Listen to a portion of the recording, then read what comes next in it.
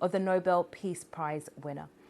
Well, let's speak to our South Asia correspondent, Samira Hussain, who's in Dharamsala in northern India for us. And Samira, just talk us through how these celebrations are shaping up. Well, look, all this week there have been a variety of events. Some have been religious in nature. Others have been a little bit more jovial, music forward, lots of poetry. But right now is the culmination of that week of celebrations. And this is the 90th birthday that's happening right now. And there are thousands of people actually that have gathered. Just if you go further in here, there's just so many more people.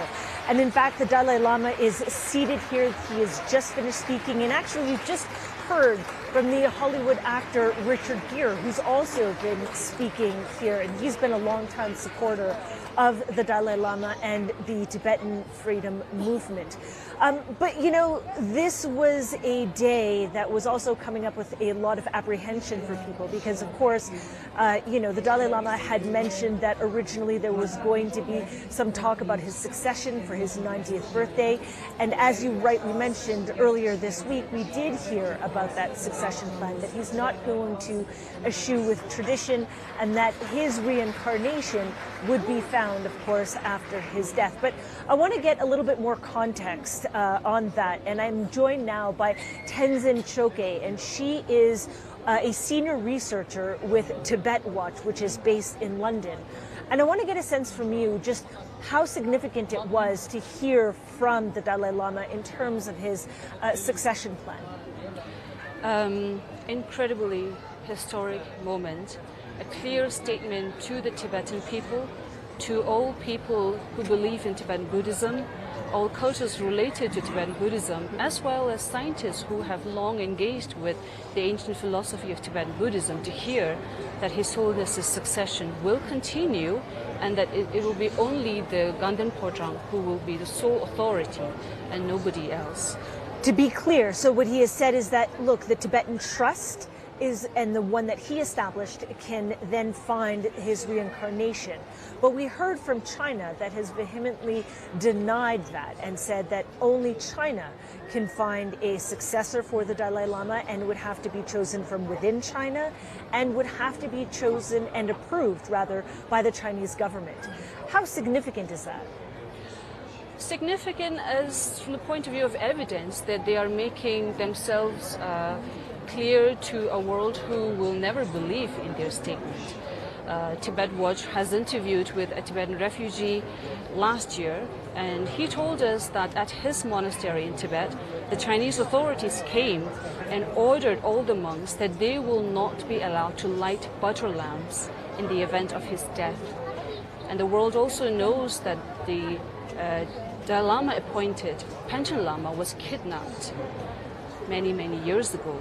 So to claim to write a law and to say that law by a government which is Chinese, who doesn't speak Tibetan, who do not understand the worldview of Tibetans, who only vilify His Holiness the Dalai Lama, the world needs to only use their common sense to judge for themselves who is to believe. Whether it is His Holiness the Dalai Lama with an open heart, who is embracing all cultures, even as a 90-year-old stateless refugee, but a compassionate leader, or whether it's the Chinese government who is erasing diversity of languages, cultures, and only consolidating its power more and more. And what was interesting is we actually heard from the Dalai Lama who addressed the crowds that have come for his 90th birthday celebration. And he really talked a lot about that, about, you know, coming with compassion. How difficult do you think it will be to replace this particular Dalai Lama? In the book recently published by His Holiness, Voice for the Voiceless, in one of the last chapters, he has very clearly stated that the responsibility, the role of the Dalai Lama is to be the voice of universal compassion, the symbol of Tibet, embodying Tibet, as well as being the spiritual leader of Tibetan Buddhism. So that is what His Holiness has stated, and that he stated it will continue, and that will be carried forward by His Holiness the Dalai Lama. There is absolutely 100% belief from whatever we have seen he has achieved thus far in exile, being in exile for more than half of his life, so it will continue, it will not be hard.